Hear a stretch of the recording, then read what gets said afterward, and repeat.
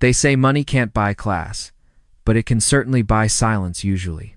Last Tuesday, at the most exclusive restaurant in Manhattan, billionaire Richard Anna thought he could destroy a young waitress's life over a missing $10 bill. He laughed in her face. He made her empty her pockets. He called her a thief in front of the city's elite. But Richard forgot one thing. In the digital age, the truth is always watching. He was laughing right up until the moment the giant screen behind him lit up, and the entire room went dead silent. You won't believe what the camera saw. The air inside Le Palais, Manhattan's most ostentatious dining establishment, didn't smell like food. It smelled like old leather, expensive perfume, and the crisp, metallic tang of anxiety. For Bianca Bennett, that anxiety was a constant companion. At 23, Bianca was invisible to the people she served. She was a pair of floating hands, placing down plates of truffle risotto that cost more than her monthly rent.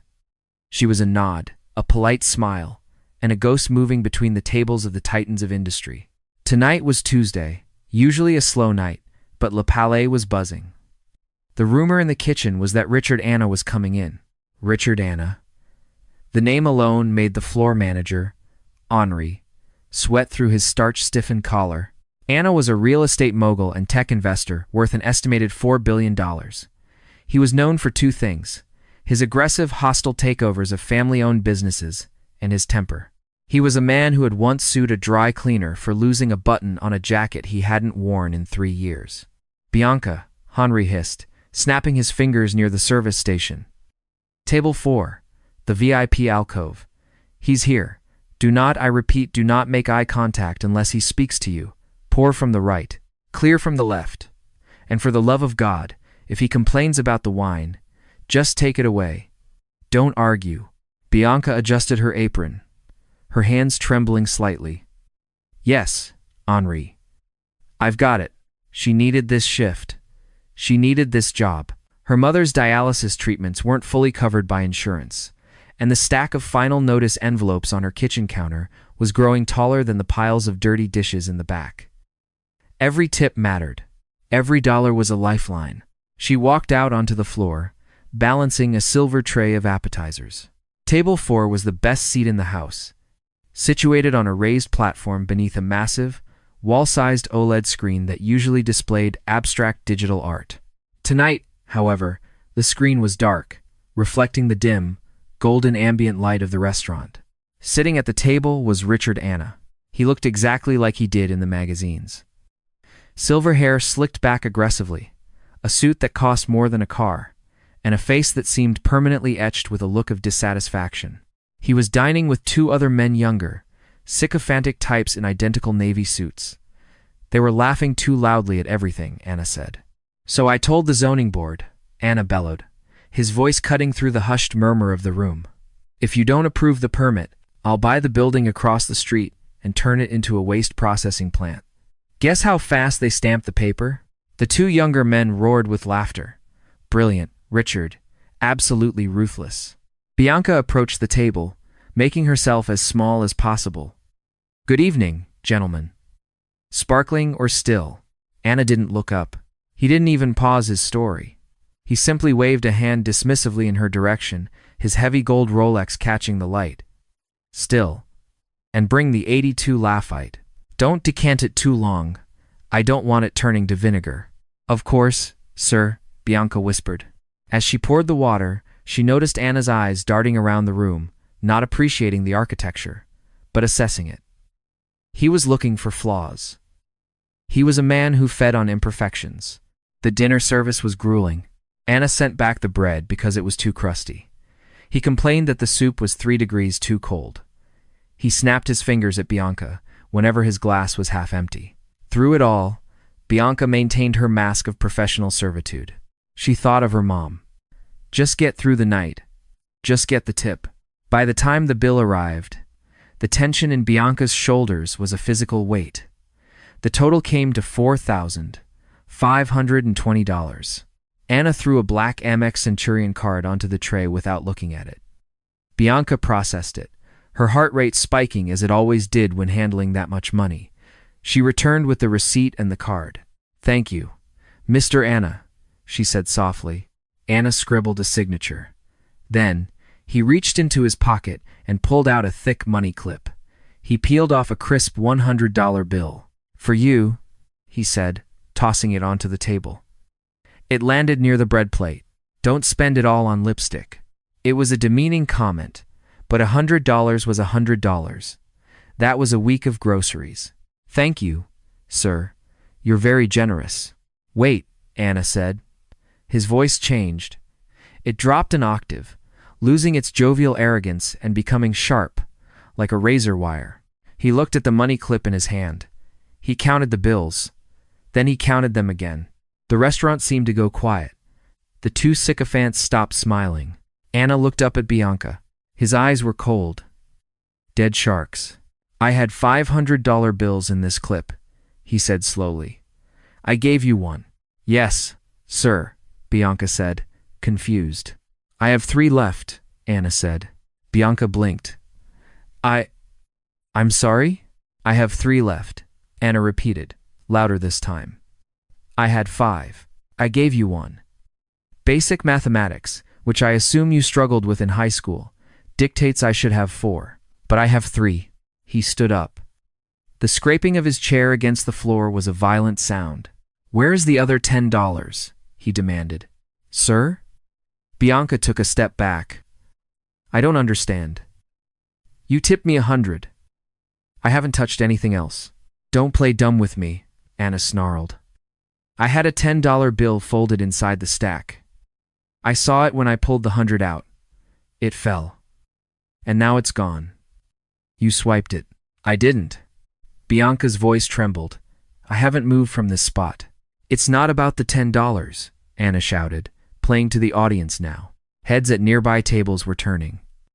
"It's the principle. You people think because I have money, you can just skim a little off the top?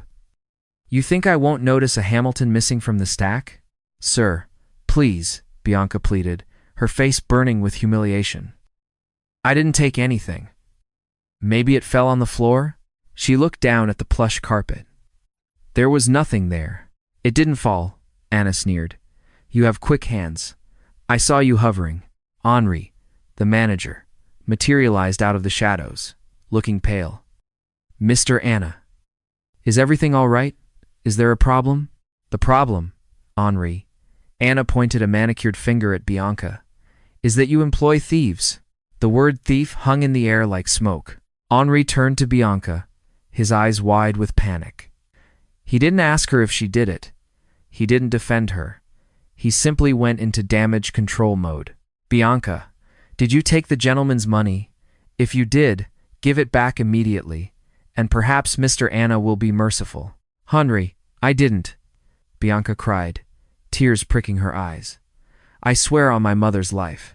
He handed me the 100, and that was it. I never touched his clip. I never saw a $10 bill." "Liar!"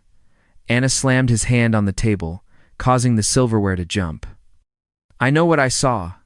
I had a 10 folded between the hundreds. It's gone. You're the only one who was close enough." He turned to the other diners, opening his arms wide. "Look at this. This is what happens. You work hard, you build an empire, and the help thinks they are entitled to your change." A few people at nearby tables murmured. Some looked sympathetic to Bianca, but most just looked uncomfortable, avoiding eye contact. They were rich, too. They feared being stolen from. Anna was tapping into their deepest paranoia. "Empty your pockets," Anna commanded. "Excuse me?" Bianca gasped. "You heard me. Empty your pockets. If you didn't take it, you have nothing to hide." "Sir, that is not appropriate," Henri tried to interject, but Anna cut him off. "Appropriate? You want to talk about appropriate? Theft is not appropriate. If she doesn't empty her pockets right now, I'm calling the police, and I will make sure everyone in this city knows that Le Palais harbors criminals." Bianca looked at Henri. Henri looked at the floor. He wasn't going to save her. He was terrified of Anna's influence. One bad review from Richard Anna could tank the restaurant's stock. With shaking hands, Bianca reached into her apron. She pulled out a notepad, a pen, a wine key, and the crumpled $100 bill he had thrown at her. "Turn them inside out," Anna barked. She pulled the pockets of her apron inside out. Lint fluttered down. Nothing else. Check her skirt, Anna said. Mr. Anna. That is enough, said a voice from a nearby table. A man stood up. He was older, wearing a tweed jacket that looked out of place among the Italian silks. He had been reading a book while eating alone. This was Robert Caldwell, a retired judge, though few people in the room recognized him. You've humiliated the girl, Caldwell said calmly. She emptied her apron. The money isn't there. Let it go. Stay out of this. Old man, Anna snapped. She could have tucked it into her waistband. She could have dropped it down her blouse. The room gasped. I want her searched, Anna hissed, his face red with a mix of rage and twisted amusement. He was enjoying this. He liked the power. He liked seeing this young woman terrified. Thoroughly. I am not getting searched, Bianca shouted, finding a sudden spark of anger beneath her fear. I did not steal your $10. Why would I steal $10 when you just gave me $100? It makes no sense. Greed doesn't make sense. Anna laughed. It was a cruel, barking sound. It's a sickness. And you have it. He pulled out his phone. I'm calling the commissioner. I'm going to have you arrested. Over $10. Just to prove a point. You're going to jail, honey. You'll lose this job, you'll have a record, and you'll never work in this town again. Bianca felt the room spinning. If she lost this job, her mom's treatment stopped. If she got arrested, even if she was innocent, the legal fees would bury her. Please, she whispered. Please just check under the table again. Check your own pockets. My pockets are fine. Anna roared. I am a billionaire, you stupid girl. I don't lose money, I make it. He was laughing now, a manic cackle that seemed to fill the restaurant. Look at her. Look at the guilt on her face. He turned to his sycophants. Record this. Put it on the stream. Let's show the world what happens to thieves. One of the young men held up his phone, recording Bianca's tear-streaked face. Smile, sweetie, the man sneered. You're going viral. The flash of the phone camera felt like a physical slap. Bianca covered her face with her hands. Stop it, she cried. Mr. Anna, please, Henri pleaded, wringing his hands. We can comp your meal. We can. I don't want a free meal, Anna yelled. I want justice. I want this. This rat exposed. He pointed at the massive black screen on the wall behind him, the one that was currently turned off. You have cameras, don't you, Henri? Anna asked, a wicked grin spreading across his face. Henri blinked. Yes, we have security cameras, but they are for... Excellent. Anna clapped his hands. Connect the feed. Put it up there. He pointed to the giant OLED wall. Let's watch the replay. Let's watch her steal it in 4K resolution. I want everyone in this restaurant to see it while we wait for the cops. Henri hesitated. Sir, I don't know if the system can. Do it, Anna screamed. Or I buy this building tomorrow and evict you by noon. Henri nodded frantically and ran toward the back office. The restaurant was deadly silent now. The only sound was Anna's heavy breathing and the clinking of ice in his glass. He looked at Bianca with pure triumph. You're done, he whispered to her. You thought you could get away with it because I'm rich? Because he won't miss $10? It's the insult, darling. It's the insult. Bianca stood frozen. She knew she hadn't taken it, but she also knew how power worked. Men like Anna could twist reality. What if the angle was bad?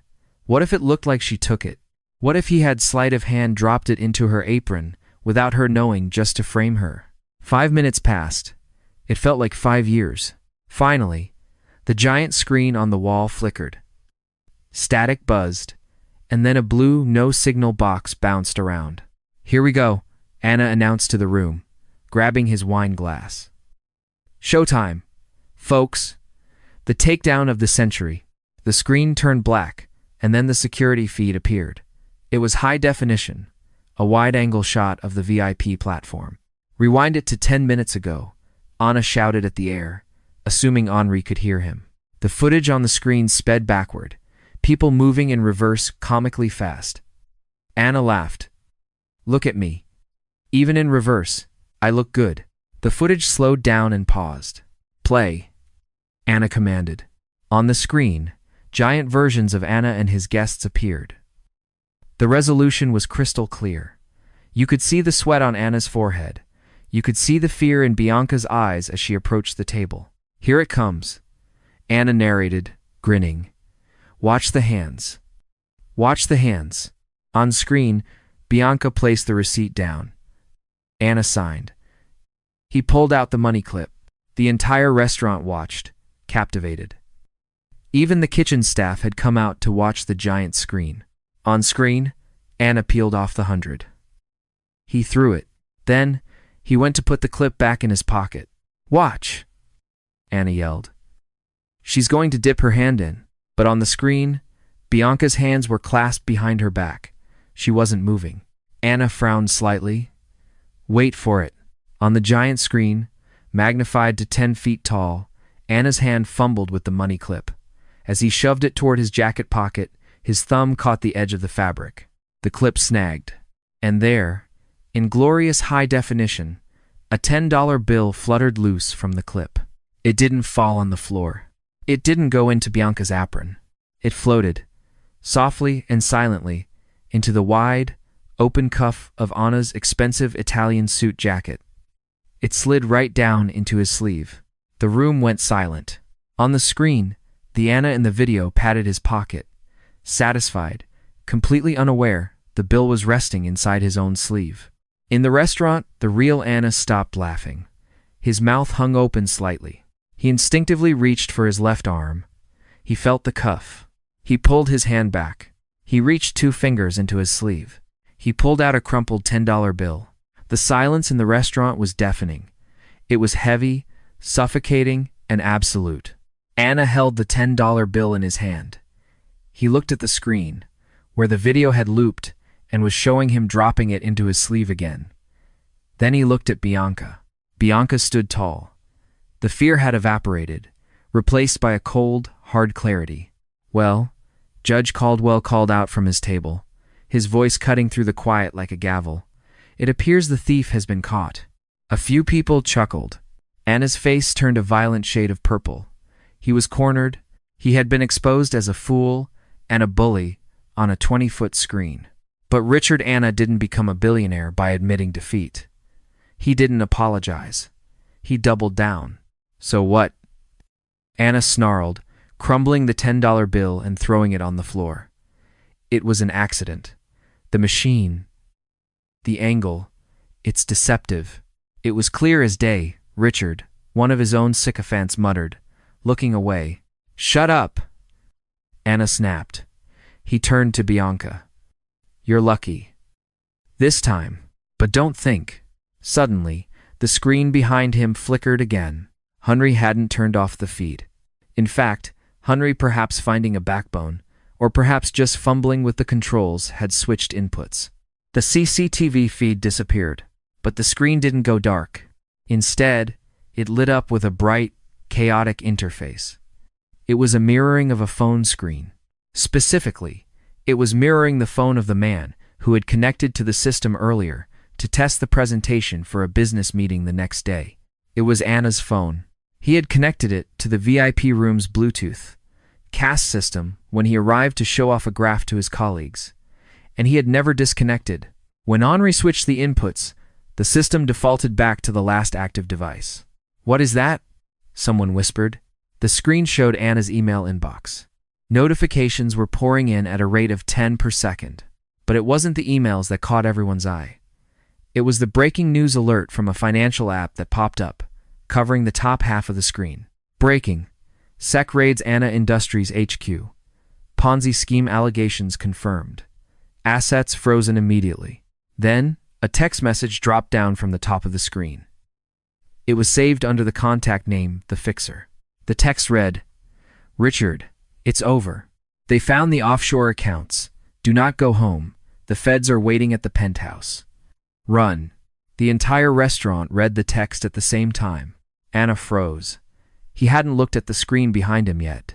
He was staring at the confused faces of the diners. What? Anna demanded. What are you looking at? He turned around. He saw the 10-foot-tall text message. Run. He saw the news alert. Ponzi scheme. He saw his life crumbling in real time, broadcast to the people he had just tried to impress. The color drained from his face so fast he looked like a corpse standing upright. Bianca looked at the screen. Then she looked at Anna. Sir, she said, her voice calm and loud enough for the tables nearby to hear. I think your card is going to be declined. For 3 seconds, Richard Anna was not a billionaire mogul. He was a statue of salt. The massive screen looming over him cast a sickly blue light across his face, illuminating the sweat that had begun to bead along his hairline. Run. The word pulsed on the screen like a heartbeat. The silence in Le Palais broke. It didn't shatter. It dissolved into a cacophony of whispers, gasps, and the distinctive click-click-click of smartphone cameras capturing the moment. The elite of Manhattan, usually so protective of their privacy, were now voracious documentarians of Anna's demise. They smelled blood in the water. Anna spun around, his eyes wild. He looked at the 2 younger men he had been dining with, Michael and Trent. These were men he had groomed, men who laughed at his jokes before the punchlines landed, men who had promised him loyalty in exchange for stock options. Michael, Anna barked, his voice cracking. Get the car. Now. Michael didn't move. He was sitting back in his chair, his arms crossed, staring up at the screen with a look of detached fascination. Did you hear me? Anna screamed, grabbing Michael's shoulder. Call the driver. Michael slowly reached up and peeled Anna's hand off his suit jacket, as if it were a piece of rotting fruit. He stood up, smoothing his lapels. I don't think that's a good idea, Richard, Michael said, his voice loud enough for the nearby tables to hear. I can't be seen associating with a confirmed felon. The SEC doesn't play games. You ungrateful little worm. Anna lunged, but Trent, the other associate, stepped in between them. Back off, Richard, Trent said coldly. We didn't know. You told us the liquidity was legitimate. You told us the offshore accounts were for tax optimization, not a Ponzi scheme. Trent turned to the room, raising his voice, performing for the cameras. Just for the record, neither Michael nor I had any knowledge of Mr. Anna's illicit activities. We are victims here, too. Victims? Anna roared, his face turning a blotchy crimson. I made you. I bought you those suits. I paid for your condos. And you paid for them with stolen money, Michael shot back. He pulled out his phone, but not to call the driver. He angled it to take a selfie, with the run text message in the background, framing Anna's breakdown in the shot. Anna looked around the room. The faces that had looked at him with envy an hour ago now looked at him with disgust, not because he was a criminal, but because he was a failure. In their world, getting caught was the only unforgivable sin. He turned back to Bianca. She hadn't moved. She was still holding the tray, the black Amex card sitting innocently on the velvet lining. You? Anna hissed, pointing a shaking finger at her. This is your fault. If you hadn't made a scene. I didn't make the scene, Mr. Anna, Bianca said, her voice steady. You did. I'll destroy you, he screamed, lunging toward her. I'll sue you for defamation. I'll buy this place and burn it to the ground. Henri, the manager, finally found his courage. Perhaps it was the news of the frozen assets that gave him a spine, or perhaps it was the realization that Anna could no longer tip. Mr. Anna, Henri said, stepping in front of Bianca. I think you should leave. Now. I'm not leaving until I get an apology. Anna spat. From the front entrance of the restaurant, a commotion erupted. The heavy oak doors swung open, and the distinct crackle of police radios drifted into the dining room. FBI. Nobody move, the room gasped.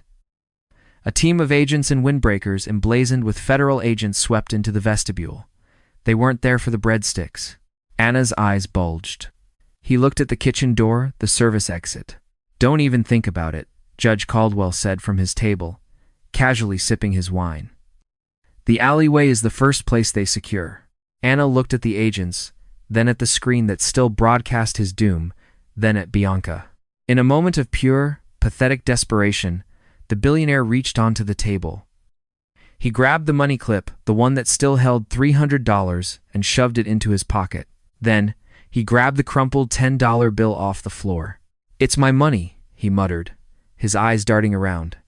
"It's mine." He bolted, not toward the kitchen, but toward the main window. It was a floor-to-ceiling pane of reinforced glass overlooking Fifth Avenue. For a second, it looked like he might try to throw a chair through it, but before he could take 3 steps, 2 agents tackled him. The sound of a $4 billion suit hitting the floor was surprisingly heavy. A vase of lilies crashed down with him, sending water and petals scattering across the carpet.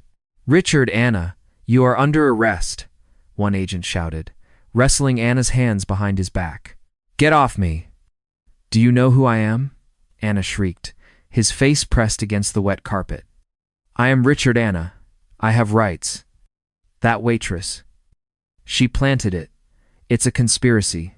Bianca watched as the man who had terrified her only minutes ago was hoisted up, handcuffed, and dragged toward the door. As he passed her, he locked eyes with her one last time. There was no arrogance left. Only the terrified realization of a man who had forgotten that gravity applies to everyone. "My card," he gasped, looking at the tray in Bianca's hand. "Give me my card." Bianca looked down at the black titanium card. She looked at the agent holding Anna's arm. "Excuse me, officer?" Bianca said softly. The agent paused. "Yes, miss? This gentleman hasn't settled his bill." The room went deadly silent again, followed by a ripple of laughter. Even the judge chuckled. The agent looked at the receipt. $4,520. "I'm afraid his assets are frozen." "Miss," the agent said, a dry smile touching his lips, "but you can file a claim with the bankruptcy court." The agent hauled Anna away. As the doors closed, the giant screen on the wall finally went black. The restaurant was quiet for a long moment. Then, slowly, the murmur of conversation returned, louder and more excited than before. Waiters rushed to clean up the spilled water and lilies. Henri turned to Bianca. He looked exhausted. "Bianca," he said, "take table 7. They need water." Bianca blinked. "Henri, I know," Henri said, rubbing his temples. "But we are still open, and we are short-staffed." He walked away. Bianca stood there, her heart hammering against her ribs. She looked at the empty table 4. The wine glass was still there, half full of the 82 Lafite. The bread was uneaten. She reached into her apron pocket and pulled out the $100 bill Anna had thrown at her. The one he had tried to humiliate her with. She stared at it. It felt dirty. "Miss?" She turned. It was the judge, Mr. Caldwell. He had walked over to the service station. "I saw what happened," he said gently. "You handled yourself with remarkable dignity." "I didn't do anything," Bianca said, her voice trembling. "I just stood there." "Sometimes, standing your ground is the hardest thing to do," Caldwell said. He placed a business card on her tray. "I used to be a federal judge. If the FBI needs a witness statement, or if that man's lawyers try to harass you, and they might call this number, I'll handle it. Pro bono." Bianca looked at the card. "Robert Caldwell, Esquire." "Thank you," she whispered. "And Bianca?" Caldwell pointed to the $100 bill in her hand. "Keep it. Consider it an asshole tax." Bianca managed a weak smile. She tucked the bill into her pocket. She turned back to the floor. She had tables to serve. The billionaire was gone, but the rent was still due. Bianca didn't sleep that night. When she finally dragged herself home to the small apartment she shared with her mother in Queens, it was 2 a.m. Her mother, Maria, was asleep in the living room chair, the rhythmic hum of her portable dialysis machine filling the silence. Bianca sat on the floor next to her mom, resting her head on the older woman's knee. She wanted to cry, to scream, to shake off the feeling of Anna's eyes on her, but she was too tired. She pulled out her phone to check the bus schedule for the morning shift at her second job, a barista gig at a coffee shop downtown. Her phone nearly vibrated out of her hand. Instagram. 99 plus notifications. Twitter, X. 99 plus notifications. TikTok. 99 plus notifications.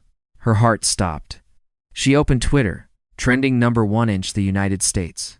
Number the $10 tycoon trending #2. Number waitress hero trending #3.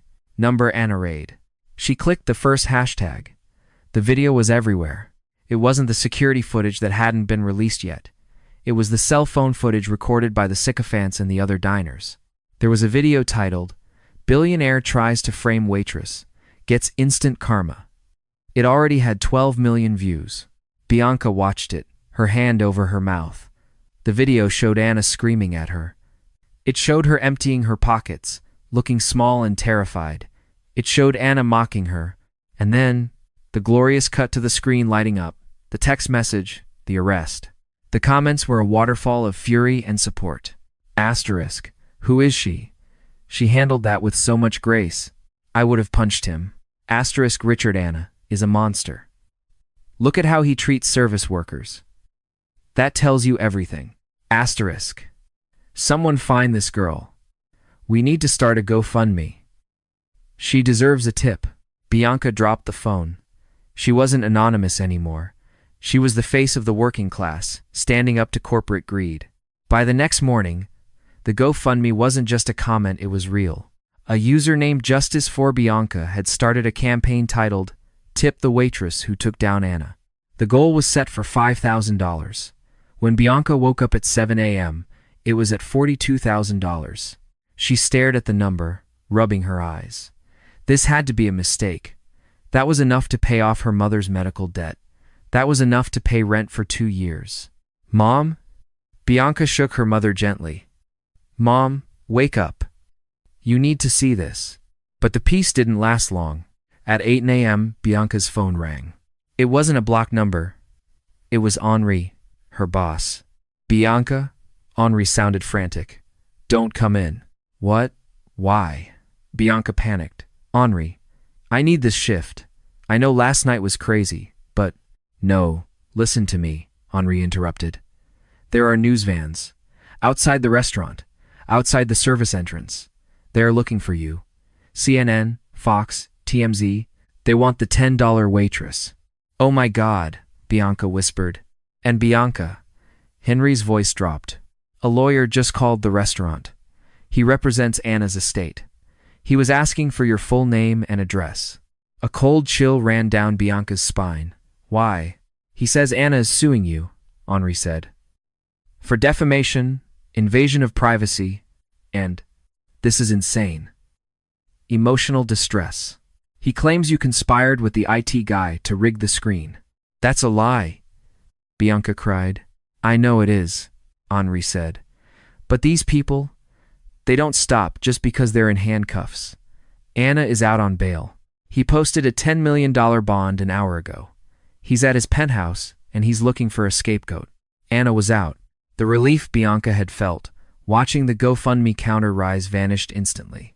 She was a 23-year-old waitress with $400 in her checking account. He was a cornered animal with billions of dollars, frozen or not, and an army of lawyers. She hung up and immediately dialed the number on the business card Judge Caldwell had given her. It rang twice. Robert Caldwell. The deep, calm voice answered. Mr. Caldwell? This is Bianca. From Le Palais. I was expecting your call. Bianca, Caldwell said. I just saw the news. He's suing? Yes. Henri said he's claiming I rigged the screen. Standard intimidation tactic, Caldwell said, his voice unbothered. He's trying to control the narrative. He wants to scare you into silence, so you won't testify about the assault or the theft accusation. Where are you right now? I'm at home. In Queens. Stay there. Do not talk to the press. Do not post on social media. Do not answer unknown numbers. Mr. Caldwell? I'm scared, Bianca admitted, her voice cracking. They're saying he's blaming me for everything. People on the internet are starting to say maybe it was a setup. Listen to me, Bianca, Caldwell said firmly. Richard Anna made a mistake. He picked a fight with the one person in that room who had nothing to lose. He thinks you're weak. We are going to show him that he is wrong. How? He sued you, Caldwell said, and Bianca could practically hear him smiling on the other end of the line. That means we get to do discovery. That means we get to depose him. He just opened the door to his own nightmare. Pack a bag, Bianca. I'm sending a car for you and your mother. It's not safe there with the press swarming. Where are we going? To a safe house, Caldwell said. And then, we're going to war. As Bianca packed her bag, she looked at the TV. The news was showing a live feed of Anna leaving the courthouse. He was surrounded by bodyguards. He looked tired, but defiant. A reporter shoved a microphone in his face. Mr. Anna, do you have a comment on the waitress? Anna looked directly into the camera. His eyes were cold sharks again. She's a liar, Anna said. And she's part of a blackmail ring. We will prove it. She won't see a dime of that donation money. It's all going to legal fees. Bianca felt a surge of nausea. But then, she looked at her mother, who was confused but trusting, packing her medicines. Bianca grabbed her coat. She wasn't just a pair of floating hands anymore. She was the woman who was going to take down Richard Anna. The deposition room in the high-rise office of Pendergast and Moore was colder than a morgue. 3 months had passed since the incident at La Palle. Richard Anna was currently out on bail, wearing an ankle monitor that blinked green under his bespoke trousers. He sat across the long mahogany table, staring at Bianca with a hatred so pure it felt radioactive. Bianca sat next to Robert Caldwell. She wore a simple blouse and slacks she had bought at a thrift store. She looked tired, but she didn't look down. Anna's lawyer, Arthur Pendergast, a man known as the Viper in New York legal circles, leaned forward. Miss Bennett, Pendergast said, his voice dripping with condescension. Let's revisit the moment the screen accidentally switched inputs. You claim you have no technical knowledge of the restaurant's AV system. Is that correct? That is correct, Bianca said clearly. And yet, Pendergast slid a piece of paper across the table. Records show you took a computer science elective in community college 4 years ago. You know how to code, don't you? I took one class on Intro to HTML, Bianca said. I dropped it after 3 weeks. So you say, Pendergast smirked. We believe you and the floor manager, Henri, conspired to humiliate Mr. Anna to boost your social media profile. The GoFundMe account was set up remarkably fast, wasn't it? Almost. Instantaneously. I didn't set that up, Bianca shot back. Strangers did. Mr. Pendergast. Judge Caldwell interrupted, his voice like grinding gravel. You are fishing, and there is no bait. If you have evidence, present it. Otherwise, stop harassing my client about her community college transcripts. Anna slammed his fist on the table. She ruined me. Do you know what happened to my stock the next morning? It tanked. My investors pulled out. The SEC froze everything because of that one text message on the screen. She triggered the avalanche. You triggered it yourself. Richard, Caldwell said calmly, by running a Ponzi scheme. Alleged! Pendergast shouted. Gentlemen, Caldwell said, opening his leather briefcase. Since we are in the discovery phase, I have a piece of evidence to submit. It concerns your counterclaim that Miss Bennett rigged the screen. Caldwell pulled out a USB drive and plugged it into the laptop connected to the room's projector. We subpoenaed the digital logs from the La Palle AV system, Caldwell explained. You see, smart systems leave digital footprints. We wanted to see who commanded the screen to switch from CCTV to mirror device at exactly 8:42 p.m. Anna leaned in, his eyes narrowing. He expected to see Henry's login, or perhaps a hacker's trace. On the screen, a log appeared. Timestamp, 20 hours 42 minutes and 15 seconds.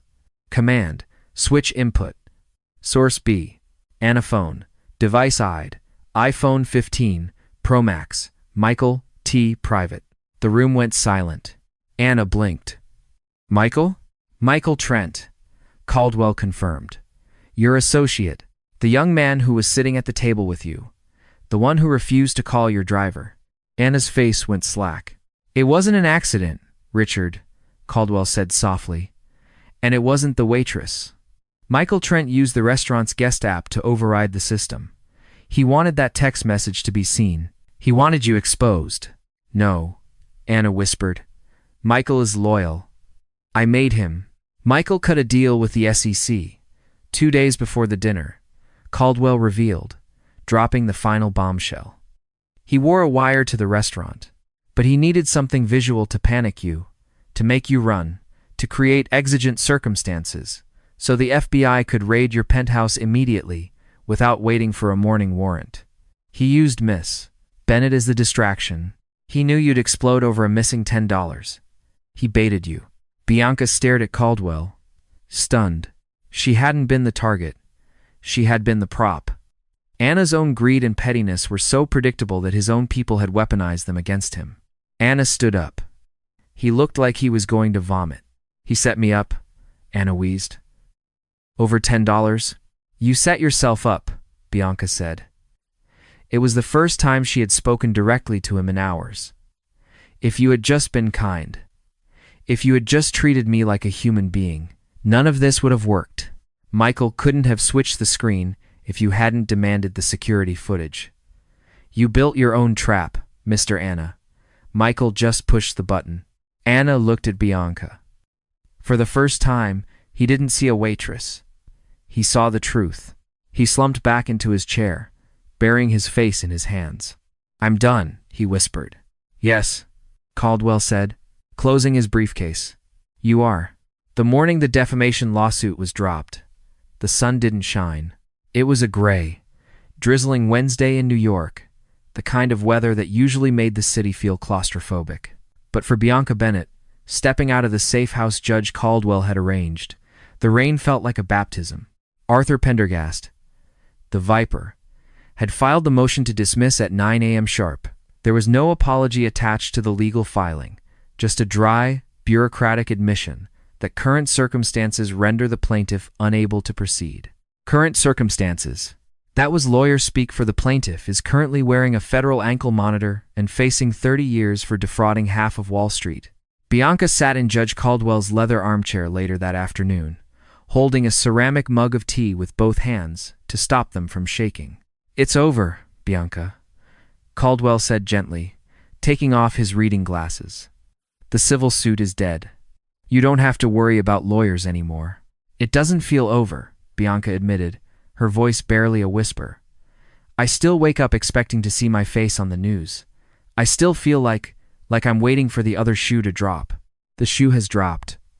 Caldwell smiled grimly. And it landed right on Richard Anna's neck.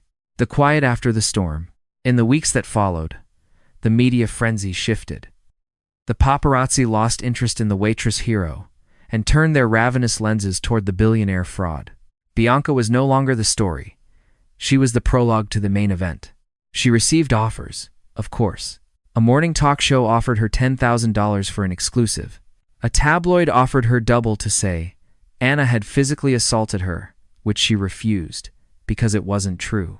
A literary agent called about a memoir. Bianca turned them all down. She didn't want to be famous. She wanted to be anonymous again. She did, however, accept one interview. It was with a local journalist, a woman named Diane, who had written the first sympathetic article about Bianca before the GoFundMe took off.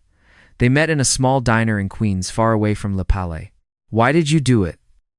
Diane asked, her pen hovering over her notepad. When he demanded you empty your pockets. Why didn't you just walk away? Bianca stirred her coffee, watching the milk swirl. Because I knew that if I walked away, everyone in that room would believe him. And if I let him do it to me, he'd do it to the next girl, and the next. I didn't want to be a hero. I was tired of being treated like furniture. The article ran on page 4 of the Sunday paper. It was titled, The Dignity of the Invisible Woman. The GoFundMe account, started by strangers, had reached a staggering $158,000 before Bianca asked for it to be frozen. It was a fortune. It was freedom. But handling that money was terrifying. For the first time in her life, Bianca wasn't calculating the cost of milk or counting quarters for the laundry. She paid off the mountain of debt that had been crushing her mother since the kidney diagnosis. She moved them into a 2-bedroom apartment in a building with a working elevator and a doorman who smiled. The rest of the money she put into a trust for her tuition. She applied to the nursing program at NYU. During her admissions essay, She wrote about the anatomy of care, how serving food and saving lives both required seeing the human being in front of you. She was accepted immediately. The trial of the decade. 6 months later, the United States versus Richard Anna began. It was a spectacle. The Southern District of New York threw the book at him. The charges were endless. Securities fraud, wire fraud, money laundering, conspiracy. Bianca wasn't required to attend. She wasn't a witness in the fraud case. She was merely the domino that had started the chain reaction. But as the trial neared its conclusion, she felt a magnetic pull to the courthouse. She needed to see the end of the story. She needed to know that the monster under the bed was truly gone. She sat in the back row of the gallery on the day of the sentencing. The courtroom smelled of floor wax and old wood. It was silent, save for the scratching of sketches by the court artists and the hum of the air conditioning. Richard Anna sat at the defense table. He looked nothing like the titan who had commanded Le Palais. The stress of the last half-year had ravaged him. His silver hair was thin and wispy. His skin was gray. He wore a suit that looked slightly too large, as if he had shrunk inside his own skin. His former sycophants, Michael and Trent, had testified against him weeks ago. They had cut deals, painting Anna as the mastermind and themselves as hapless victims. It was a lie. They were just as greedy, but it was enough to seal Anna's fate. When the judge asked if the defendant had anything to say, Anna stood up. His hands shook as he gripped the table. "I built this city," Anna rasped, his voice cracking. "I employed thousands. I created value. Does that count for nothing? One mistake. One misunderstanding." "Mr. Anna," the judge interrupted, her voice sharp.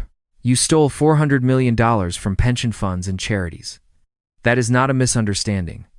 That is predation." The gavel came down like a thunderclap. 25 years. For a man of 65, it was a life sentence. As the bailiffs moved in to handcuff him, the gallery erupted into a low murmur. Reporters rushed for the doors to file their stories. Anna stood frozen. As the metal cuffs clicked around his wrists, he turned his head. He scanned the crowd, looking for a friendly face, looking for anyone who still feared him or respected him. His eyes locked onto Bianca in the back row.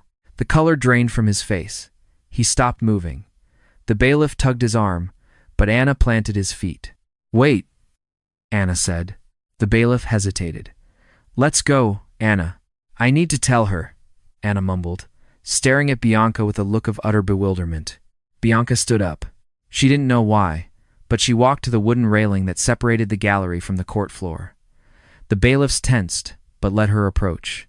Anna looked at her. Up close, he smelled of stale sweat and peppermint. The arrogance was gone, replaced by a pathetic, senile confusion. "I found it," he whispered. Bianca frowned, leaning in slightly.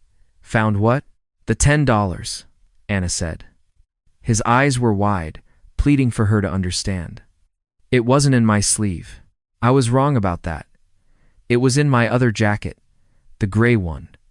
I had switched jackets in the car before dinner. I found it in the pocket when the feds raided my closet." Bianca felt the air leave her lungs. He hadn't been lying to frame her. He hadn't been pulling a prank. He was simply a man, so consumed by his own self-importance, so convinced of his own infallibility, that he had destroyed his entire empire because he forgot he changed his coat. "You destroyed everything," Bianca said, her voice trembling not with fear, but with pity. "Over a mistake you made. It was just $10. Anna wept, a tear tracking through the stubble on his cheek. "It was just $10. "It was never about the money, Richard," Bianca said softly. "It was about the fact that you couldn't imagine being wrong." "Move it," the bailiff barked, yanking Anna toward the side door. Anna stumbled away, looking back at her one last time, a ghost being dragged into the underworld. The heavy oak door slammed shut, severing him from the world he used to own. The walk home. Bianca walked out of the courthouse and into the blinding afternoon sun of lower Manhattan. The noise of the city rushed back in sirens, honking taxis, the rhythm of millions of people living their lives. She took a deep breath. The air tasted like exhaust and pretzels, but to Bianca, it tasted like closure. She walked toward the subway station. She had a physiology exam the next morning. She had a shift at the hospital for her clinical rotations. She had a life that belonged entirely to her. At the turnstile, she reached into her bag for her Metro card. Her fingers brushed against something crisp in the side pocket of her wallet. She pulled it out. It was a $100 bill. It was the bill. The same crisp note Anna had thrown at her that night at Le Palais. The generous tip that had started the nightmare. She had kept it as evidence, then as a talisman, a reminder of the night she didn't break. She looked at Benjamin Franklin's face. He looked unimpressed. Bianca smiled. She didn't need the reminder anymore. Near the ticket machines, a young man was sitting on a flattened cardboard box. He was holding a sign that read, "Veterinary bills for my dog. Anything helps." Beside him lay a golden retriever with a bandaged leg, thumping its tail weakly. Most commuters walked past him, their eyes glued to their phones, pretending he was invisible. Just like they used to pretend Bianca was invisible. Bianca walked over. The young man looked up, expecting a quarter or a rejection. "Excuse me," Bianca said. She crouched down. She didn't drop the money from a height. She didn't throw it. She reached out and placed the $100 bill into the young man's hand, closing his fingers over it. "Take care of the dog," she said. The man's eyes went wide. He looked at the bill, then up at her, stunned. "Miss, are you sure? This is $100. "I know," Bianca said, standing up and adjusting her backpack. "Consider it a redistribution of wealth." "Thank you," the man stammered, tears welling in his eyes. "Thank you so much. What's your name?" Bianca paused at the turnstile. She looked back, the sun catching her profile. She wasn't the victim. She wasn't the waitress.